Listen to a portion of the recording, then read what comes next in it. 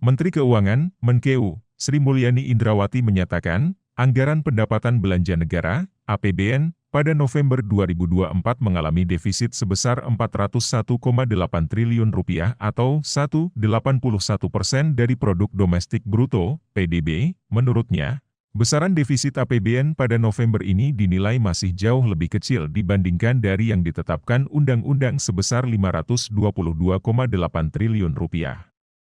Sampai dengan akhir November, defisit APBN mencapai Rp401,8 triliun. Di dalam APBN kita, 2024 total defisit anggaran adalah di dalam undang-undang disebutkan mencapai Rp522,8 triliun. Jadi defisit Rp401,8 triliun masih di bawah Rp522,8 triliun, kata Sri Mulyani dalam konferensi pers APBN kita, dikutip Kamis, 12 Desember 2024. Belanja negara hingga akhir November 2024 telah mencapai Rp2.894,5 triliun atau sudah 87,0% dari pagu anggaran dalam APBN. Jumlah ini mengalami kenaikan 15,3% dibandingkan periode yang sama tahun 2023. Ini artinya 87% dari pagu anggaran yang ada di dalam APBN, Undang-Undang APBN kita. 87% dari total alokasi anggaran. Dan kenaikannya cukup tajam dibandingkan belanjaan negara tahun lalu yaitu 15,3%.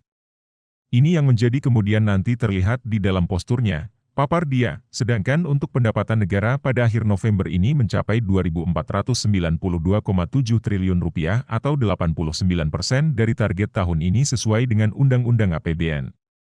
Jumlah ini mengalami kenaikan 1,3% secara tahunan. Ada kenaikan tuten positif which is good yaitu 1,3%.